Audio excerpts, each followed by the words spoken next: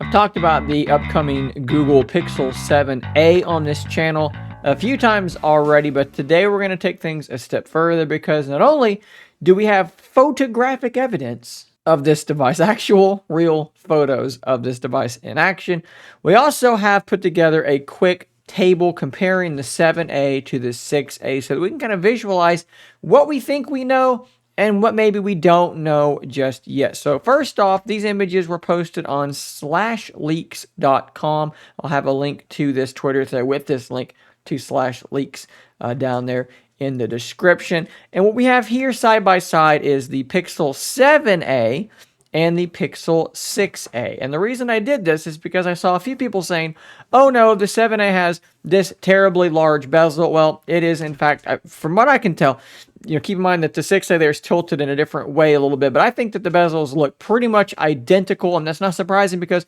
the device's dimensions and the device's screens are apparently staying very much the same in terms of dimensions. So from the front, if you're just looking at these two devices, it's going to be kind of hard to differentiate the two because they look really, really similar. Now, if we take a look at this next couple of images, you're going to see the back of the Pixel 7a. Now, unfortunately, the images of the back, the stills from the video, are horribly blurry and out of focus. But what you can see here compared again to the 6a next to it is that things are staying relatively similar. Now, with the Pixel 6 and the 6a, we had a black visor back there in the back. And as we move to the 7, be it the Pro, the standard 7, or apparently the 7a, that visor is changing in colors. Now, I've not been able to determine from any good source if it's changing materials, right? We've gone to a metal visor here rather than the glass one on the 6 series. Is that the same on the 7a?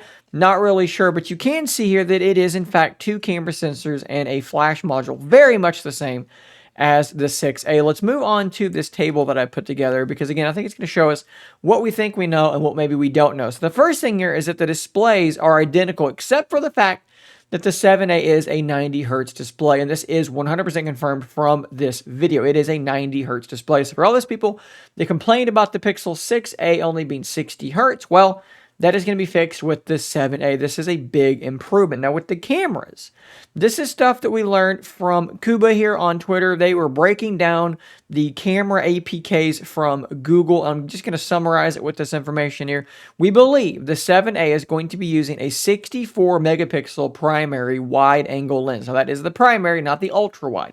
64 megapixel. It's a Sony IMX sensor. It's not the GN1 that is in the 7 and the 6.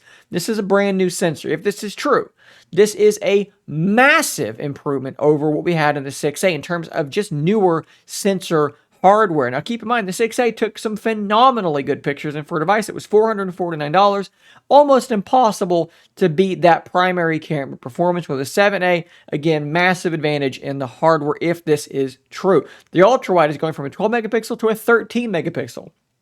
Again, it is a far newer sensor. So, if these things are true, this 7a is going to be punching so far above its weight class, it's not even funny. The selfie camera, I can't find good information on. Don't know what's going on there. Storage and RAM will be the same. We don't know how big the battery is, but I imagine it's going to be around the same 4410 milliamp hours we had in the 6a. 18-watt wired charging, and we do believe that 5-watt wireless charging is also on the way. Of course, we're going to be going from the Tensor to the Tensor G2, the same chip that is in the Pixel 7 and Pixel 7 Pro. It is a big improvement. It is much smoother, much faster, solid system on a chip, and we do not, as of yet, know the price. But if we can keep it around $449 with this spec increase, knowing how good the 6a was, and let's be frank, the 6a is absolutely phenomenal. My wife is choosing every day to use that phone over her Galaxy Z Flip. That's how good this device actually is. And the 7a, guys, it may be absolutely phenomenal if these rumors are true. Even just going on what we're pretty sure that we know, the thing's going to be an absolute banger. And if these other aspects are true, the camera and so forth, man, oh man, this thing is going to be unbelievable. Stay tuned to this channel because Google I/O is coming up in just a few short months. It's going to be unveiled there with all likelihood, and hopefully I'll have one in my hands right around then to bring you guys first impressions and a full review quickly thereafter. So hit that subscribe button so you don't miss out on that, guys. I'll see you on the next one, and until next time, stay nerdy, my friends.